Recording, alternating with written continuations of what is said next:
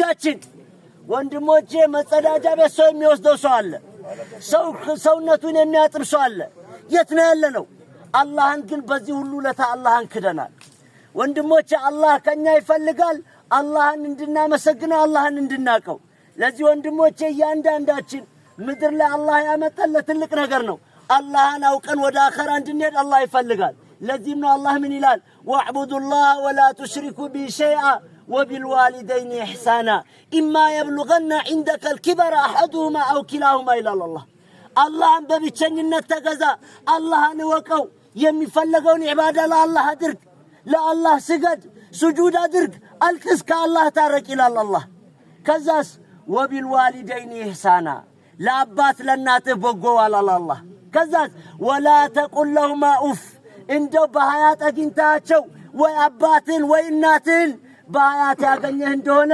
ኡፍ የሚል ቃል እንዳታወጣላችሁ ይላል አላህ አሁን የት ነው ያለነው ልጅ እናቱን ይገለምጣታል ልጅ አባቱን ይሳደባል የኔ አባት ፋራ ነው ብሎ ለጓደኛው ይነግራል እናቴ እንደዚህ ናት ይላል አምጣ ወልዳ አልቅሳ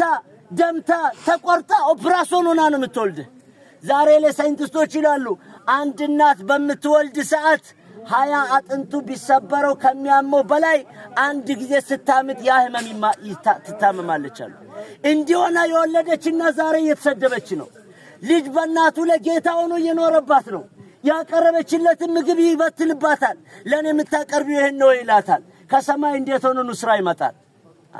ወንድሞቼ የወላጅ ሐቅ ለምን ያልጠንክረናል ከአላህ ሐቅ በኋላ የወላጅ ሐቅ አለብን የወላጅን ሐቅ ያንዳንዳችን ምን ያልበልተናል አንተና እኔ ከተማ ላይ ቤት እንሰራለን የእንግዳ ክፍል አለ የልጆች ክፍል አለ መኝታ ክፍል አለ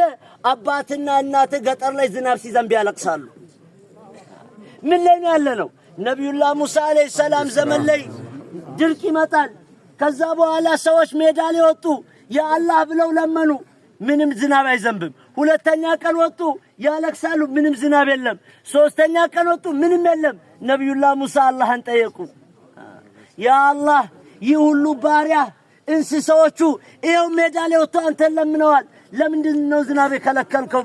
ብለው አላህን ጠየቁ አላህ ምን አላቸው ያ ሙሳ አንተ ያ አላህ ዝናብ ዝንብ ብለህ ዱዓ ያደረክ ነው ገጠር ውስጥ እኮ ጫካ ውስጥ አንድ አሮጊት አለች ዝናብ ሲዘንብ ቤቷው ዝናብ ይገባል ያ አላህ ዝናቡን አታዝንበው ብላ ያለቀሰች ነው አላህ እንዴት ነው ዝናብ ላዝንበው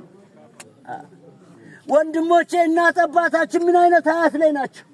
እኔ እናንተ ምን አይነት ኑሮ እየኖርን ነው የእንግዳ ክፍል ብለህ ሰርተሃል የቤተሰብ የልጆች ክፍል ብለህ ሰርተሃል አባትና እናት ያለቅሳሉ ሚበሉት አጥተዋል ሚጠጡት አጥተዋል